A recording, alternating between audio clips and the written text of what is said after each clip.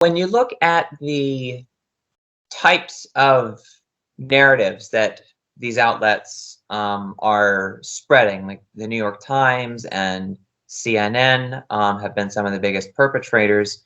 They're really trying to cast the situation as the TPLF is an oppressed underdog who is, in kind of a David versus Goliath situation. And this is pretty well calculated, I think, to pull on the heartstrings of Americans and make them feel like we need to go in and defend the little guy, from some aggressor or whatever. And that's a pattern that the US media has used time and again to build support for a US military intervention or sanctions regime of some kind against countries all over the world, from Iraq to Libya to Venezuela to many others.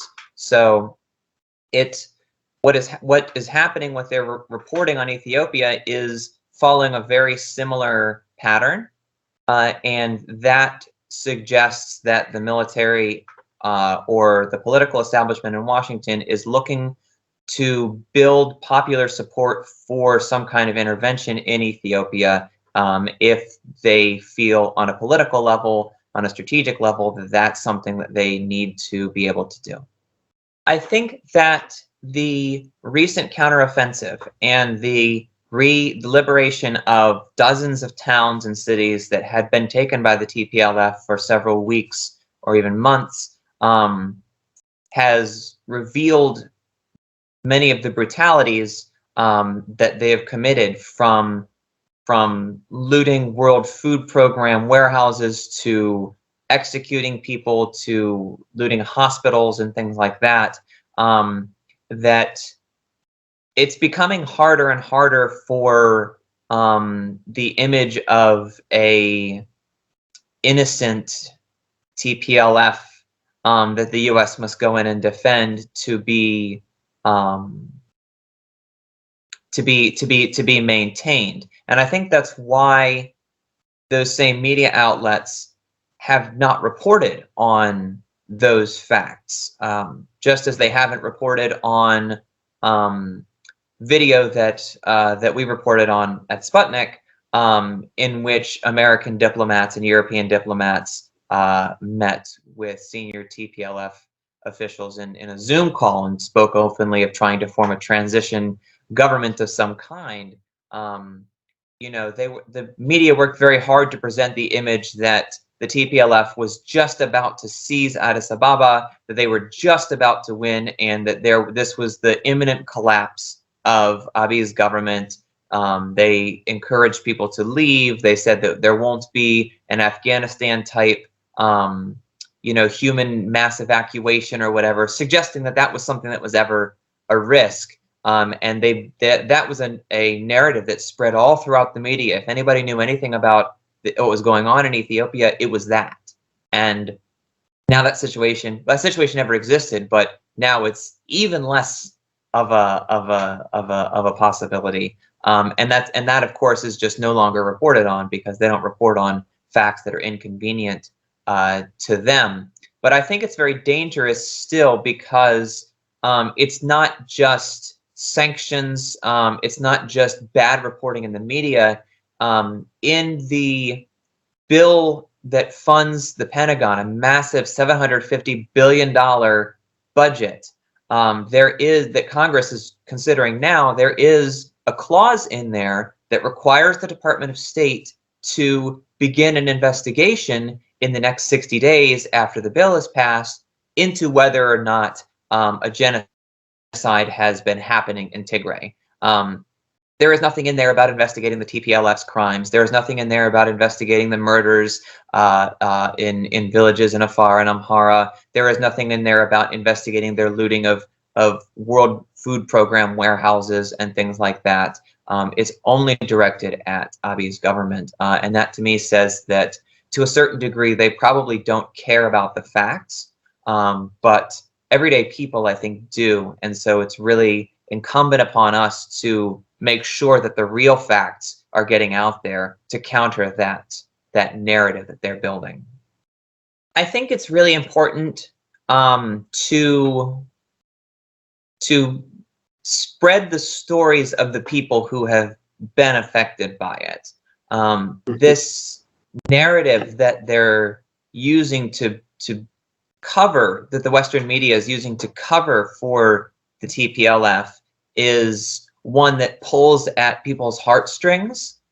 And I think that a similar type of effort could have a very powerful effect of interviews and documentation. I've seen photos of the airport in Lalibela, for example, looted hospitals, and so interviews and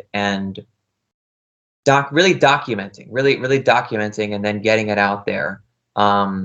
Even though on social media, Twitter and other corporations, you know, they do their best to block things, but and silence voices of dissent against the predominant media narrative. But I think that that's really the only thing that we can do, is to spread those stories and tell the other side of the story that they aren't telling. Thank you very much. I believe you are closely following the No More international movement being held with a view to avert such pressures from the Western powers, particularly the US and the European countries and the EU. How do you evaluate the results being gained through such an international campaign? Well, I think that the protests are beginning to have their effect, because they have been numerous, they have been massive, they have been well coordinated, and it's becoming less and less easy for the media and for political figures to pretend that they aren't existing. I read an article about a month ago. It was a op-ed that was written in Bloomberg and republished in the Washington Post by James Stavridis, who was the former Supreme Allied Commander of the NATO alliance.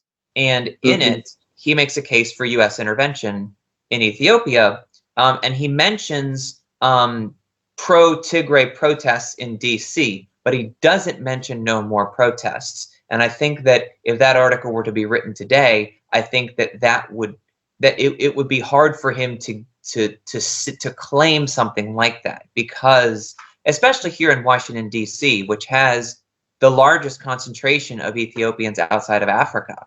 There are hundreds of thousands of Ethiopians here who have come out in great force to make their voices heard and their attitudes known.